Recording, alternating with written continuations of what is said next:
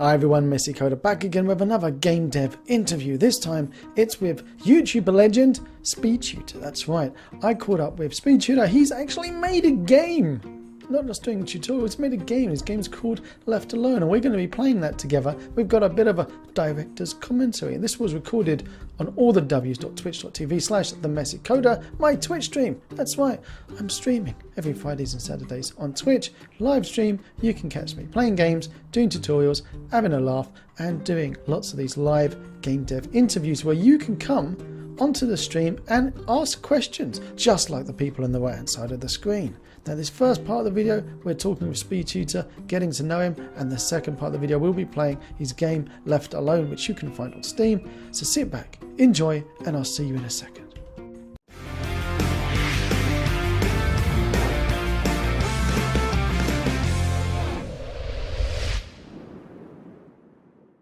So let me just hand over to the legend that is SpeedTutor, just to introduce himself to those who don't know him. And while you do that, I forgot to do an automated bot thing, because I do love my commands, exclamation mark, wiggle and stuff like that. So while you introduce yourself, I'll set one of those up. All right, well, as maybe if a lot of you will already know, that I do the SpeedTutor channel on YouTube, and it's been going for maybe 3 or 4 so years. And I just started after I sort of came out of university and decided that I want to do something else. So I decided to use my time on do a little bit of YouTubing. Then from there, it turned into just doing it every now and again. And then I just started developing some games, and it's just grown and grown from there. I might not be the very biggest YouTuber that you've ever seen, even the ones that do the sort of Unity tuition, but you know, it's grown at a nice rate, and I just continue to plod along alongside making the video games. And yeah, that's pretty much how it began, and what it is for me, really. All right, I've just made a command for you. I'm going to try this out. This is exciting. Oh, someone's preempted it just before I just clicked. You knew what I was going to do. There you go, exclamation mark SpeedTutor. Don't you all type it in, otherwise you'll make the bot go crazy. Everyone in chat loves to try to make my bot go crazy. Yeah, torturing poor little messy bot. So so you came out of uni and just straight away decided to start making YouTube vids? Yeah, pretty much, because when I went to university, I did that for 3 years, and it was for specifically games design. And you know, I came out with not a great deal of knowledge in the end, and I felt that, you know, I was still falling short. I mean, this was in 2013, so there wasn't as much, let's say, how do we put it, onus on, you know, like you see it with AAA games these days. You'll see all the really high quality assets, you'll see all the PBR stuff, you know, really more advanced stuff like that. It wasn't as big at the time, because I can't remember what consoles were at then. Was it like the 360 and PS3? And you know, we'd used Unity a little bit during that time of being at university, but they didn't really show us how to do any programming as such, or really how to make assets very well, or texture them. So I thought, as a sort of complement to, you know, deciding what I want to do for the future, I would just get along and do a YouTube, because I'd seen there was some other guy who started YouTube that I'd seen during university. It wasn't Brackies, it was Xeno Smash. I don't know if you've ever seen him before. Oh yeah, I love his stuff. Yeah. But he stopped, and I don't know if he went to do tutorials for, you know, one of the like digital tutors type of company. But he stopped doing his YouTube, and you know, that's where I originally got the idea. I saw his content, and I thought, yeah, I could do something like that, because I've always liked, you know, showing people what to do, or teaching, or helping the other students. So I thought, while I work out for something to do, I'll do that and see how it goes. And that's really, you know, where it went from there, really. But you've grown really quickly. You're one. Actually, I would say you're one of the top 5 Unity YouTube channels for tutorials. And there was a guy who did a video not so long ago where he... Yes, I remember seeing it. Yeah, I'm trying to find it.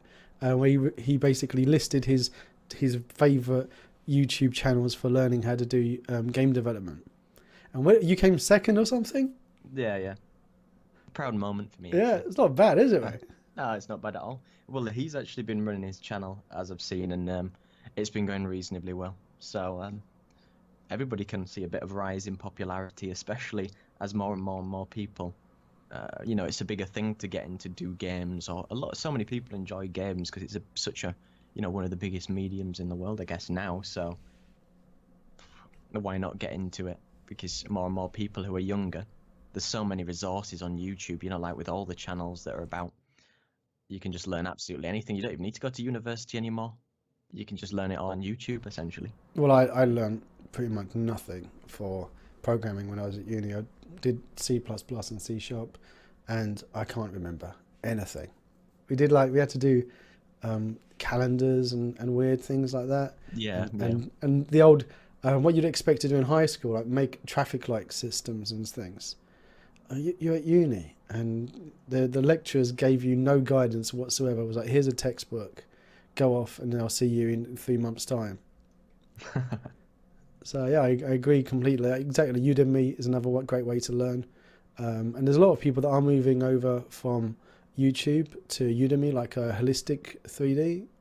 Penny, she's moved over. She's got Udemy Courses, and there's a load of them moving over. We've got a couple of questions in, and obviously there's a question that's close to my heart that I was going to say for later, but I'm going to chuck it in now. Are you planning on doing more of your survival series? No, people always ask me. It's one of those series which I always said yes, I will go back to it. It's just one of the things that when I went through, as a lot of people know, that I went through my surgery, and with it, because SpeedTutor is not a full-time job compared to some of the YouTube makers that actually do it. I sort of do it very marginally alongside a full-time job, which is to make games. So I only get the little bit of time during the weekend, and trying to fit it in around everything else. So sometimes people don't understand that the survival series is one of those ones where, if it might be a 20-minute video, how long did it take me beforehand to get that 20 minutes going? It might have been days worth of work just to get the tutorial to a point where it's feasible to start recording. So, and then I have to come up with the idea, depending how complicated the actual script is, write that yourself, and then end up actually recording it, and then it might end up being 40 minutes. So then you've got to go through 40 minutes and try and cut that down to as little time as possible.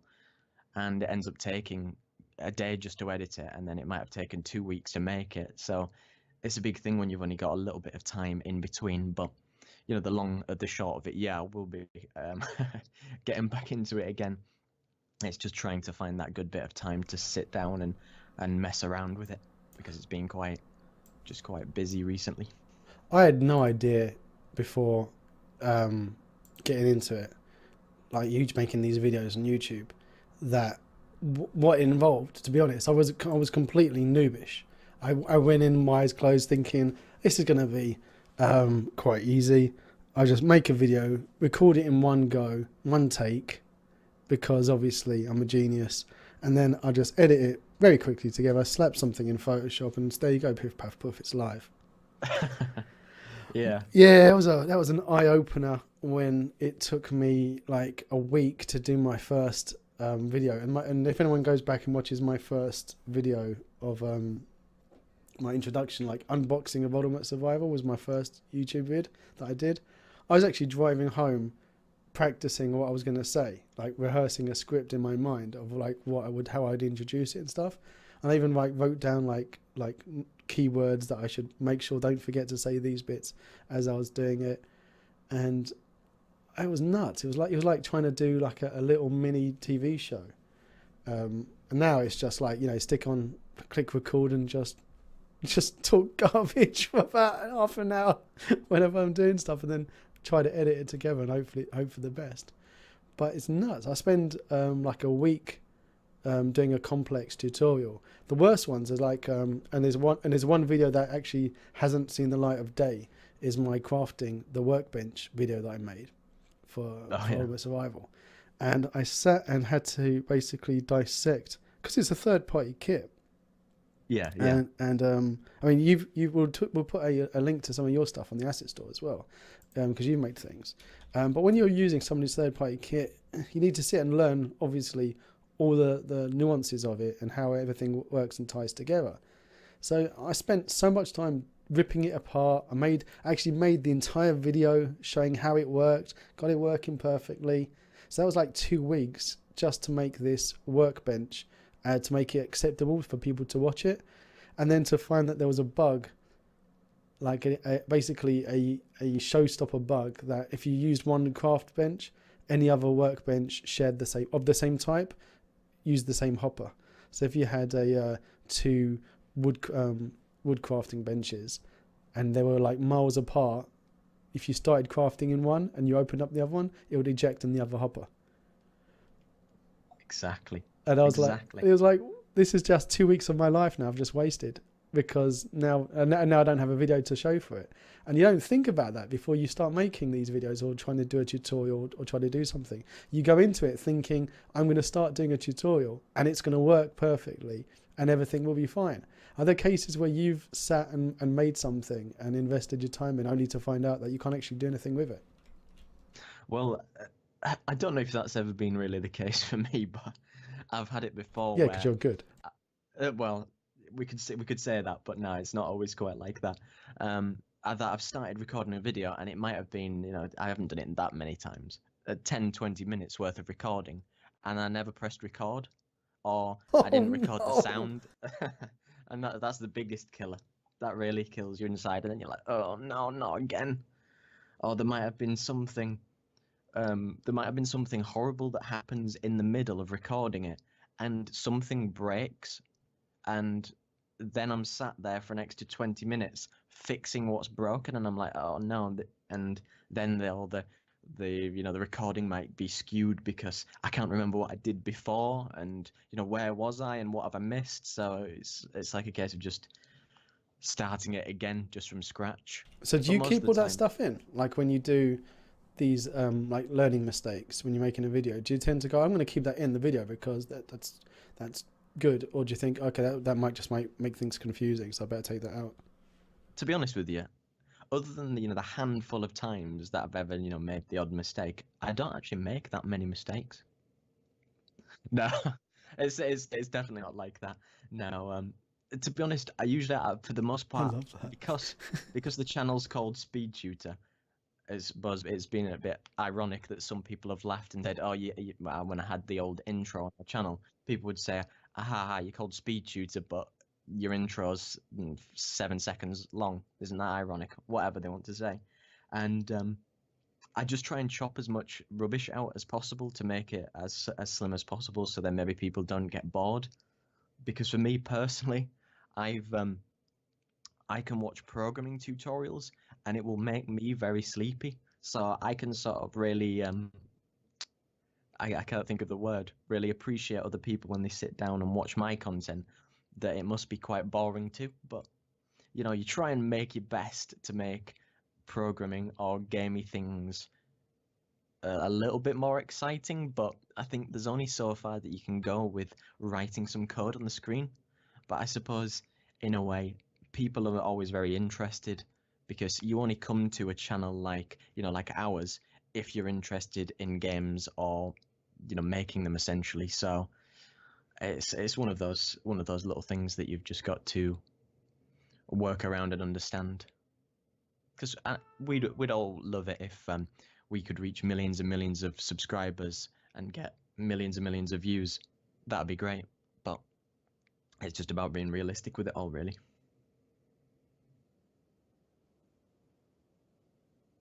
It'd be good if I click unmute when I'm talking so that everyone can actually hear me. I just put an intro to Left Alone playing while we're having a chat, so I forgot to actually put anything in the background while we're talking. We got a question here from Mark. Have you ever thought about making Udemy courses? Talking about Udemy earlier. Me personally, no, because I always thought that if I was going to do the SpeedTutor, it would be solely a free thing, and if it was a Udemy course, I would have to sit down for a longer period of time and make sure it was structured. And I don't necessarily always make things that follow themselves through all the way to an end, even though I have done series like the survival series, and even though that took a different turn when Unity obviously updated their engine to 5 and above. It needed updating at the time. I don't tend to do lots of series because the sort of view drop off on series is very, very harsh. You will see some of the survival ones, and it will go from my oldest one, the first survival series I ever did with Unity 4. I love that one. Is about 500,000 views, 550, and then the second part drops off to half that, and then so on, so on, so on, so on, so on, and yeah, it doesn't really matter because you still, all in all, get more views, but does it warrant the time that you put in sometimes when, it's such a hard drop off and it's such a, a long time that you spend putting these little things in and putting these things together, I guess. But for Udemy, no, not really, because I always wanted the content to be free, and I do stuff in my own time anyway for the games, so it's never been something that I wanted to really put into. You've also, because I just had this video playing of Left Alone, you've got a game available on Steam, made in Unity. It's actually, I've seen it being reviewed and played by streamers on Twitch and on YouTube. It's got a good following. It did well. What made you choose to go from making your tutorials over into straight away to making, and it's a big game, so Left Alone? Well, I think a real sort of idea behind it was, what did we see? It was in a time when horror games made in Unity, well, even though Unity and horror games combined have a little bit of a sort of bad stigma with them, we saw somebody, I think it was possibly, one of the more famous YouTubers at the time, KSI, even though he's branched off and does other things now. People, when they get really big on YouTube, they do more and more crazy things. He was playing horror games at the time, and we'd seen, me and my friend who we do it, we'd seen a horror game, and it really wasn't very good. It was really bad. And we'd seen that horror game, and we thought, you know what, we could do a better job than this. And this was after university. And at that time, when I was probably the final year of university and thereafter, Slenderman was a really big hit. I don't know if you specifically remember it, but I've seen videos of it, but I've never played it. Did you not? I know people who've made rip-off ones, and they've made them for mobile and made enough money to buy a house and a car. Oh well, that's all right. Sometimes, yeah. Well, the original one that was created in Unity, I don't know what version of Unity it was, probably 4. And if you've seen the videos with the really sort of poorly made terrain and the trees stuck in and just stuff like that. But that was the real beginnings of, I think, the revitalization of what horror games were, because in the past we've had horror games like Resident Evils and things like that. And I think it took the Slenderman game to really put it back into the sort of, whether you want to call it, it was memeified and things like that, and it got really internet cultured. The whole concept of when somebody made it up and then creating the game out of it really brought it to light. And then from there, I thought, from seeing that game on YouTube that wasn't very good, this wasn't related to Slender, we thought we can do a better job. We could make a Slender-esque type of game where you run around in the woods and you do something there. But from there, from it sort of starting its life as Slenderman, bearing in mind I didn't know much programming at that point, I didn't really know much of anything, I couldn't get the Slenderman AI to work very well. So I was like, we were like, screw that, because we'd done a little bit of the forest, done a little campfire with a few tents, and I was trying to get a grey box to follow us around and then teleport and do the things that it does, and it didn't happen, and we left it for about, I don't know, 3-4 months, because we were just like, can't do it, so what's the point? And then we ended up just picking it back up again, and it sort of evolved from that very start point, and then it just then turned into what the eventuality of Left Alone was, and it took a long time to get there, around 2 years all in all, but it started at a very humble beginning of let's make a Slender type clone game, and then turned into it's more of an adventure where it's not like a Slenderman where something necessarily follows you all the time. It's more about the atmosphere, the things that go on, and then you finding out the little stories to the mysteries and things like that. We've got a question here. Will you still do tutorials, or are you thinking of going to full-time game development? Well, I do the full-time game development, on every day of the week, which isn't the weekends where I have a little break from it. So I only have my own company, so therefore, it's under my own sort of time constraints and whatnot. So I don't really work. I wouldn't intentionally go and work for a company or anything, because I don't think that suits me very much. I prefer doing it at my own time and structuring myself and things like that. And then like I've said earlier in the stream, that I'll do the speed tutoring just on the weekend when I get the time. Just scrolling through, if people can see on the stream, your videos on YouTube, like what you've made, and going back 3 years, you've got your horror series that you did. That didn't do very well, to be honest. No? In the grand scheme of everything, not really.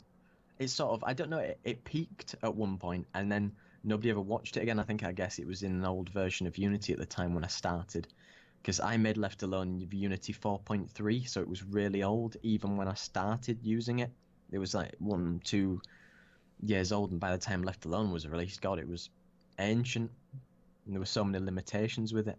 So yeah, I suppose that's what maybe brought it back. Oh, and you remember in Unity 4 and things, you had to have a pro version to have shadows and I can't even remember what else. Yeah, soft shadows. You had to. I don't know if if you could have hard shadows. It was really bad at the time.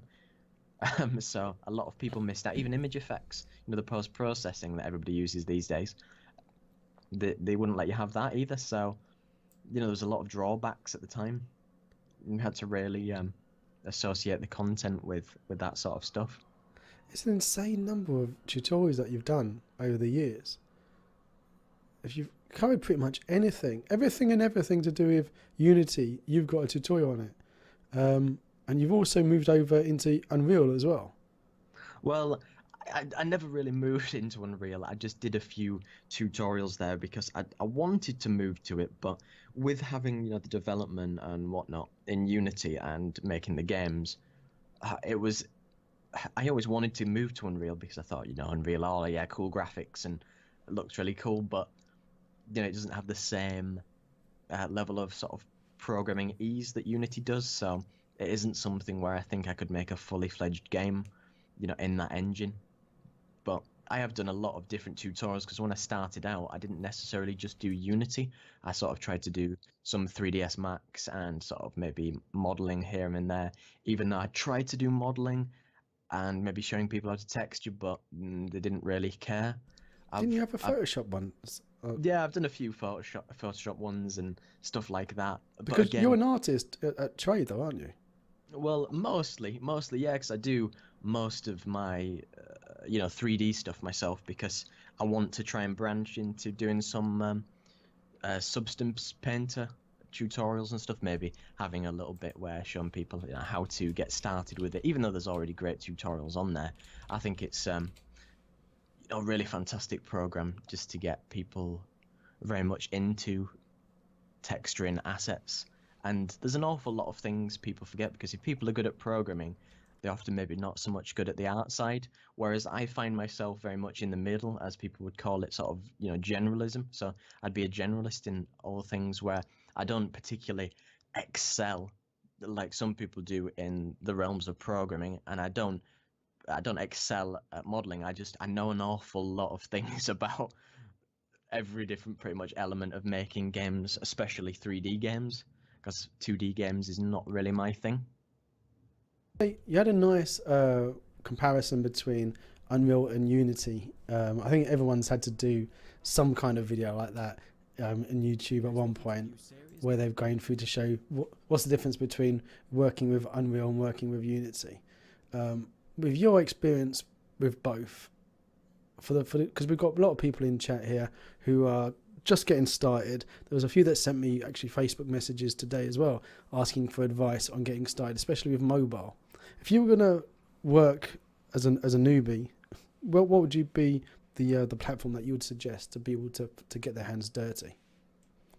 I think just at the end of the day, like I said before, is that Unity and content for Unity just seen as though it just been much, much more accessible. There's far more content for Unity than there is for Unreal. Sometimes when you open Unreal, even for me, it makes, well, it made my whole PC make loads of noises because just out of the box, it's more, taxing just on the hardware, and it can look a bit daunting sometimes, but really, I think Unity, you can just open it up. There isn't too many crazy things going on. There's so much content for you to look on YouTube.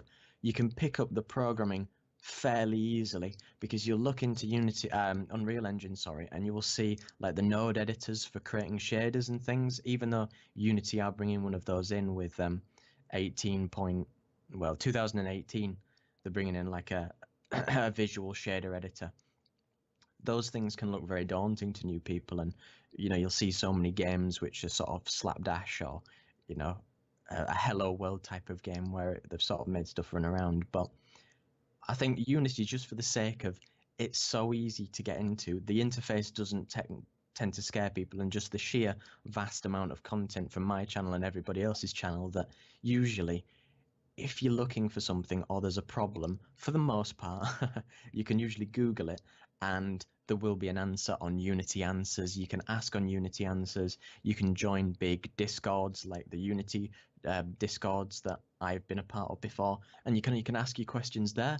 And there's just so many resources nowadays that it's I think it's just, all in all, I'm an advocate of Unity far more, but there's no right or wrong answer. It's just maybe if you get started, especially if you're maybe making a 2D game, Unity lends itself here really nicely.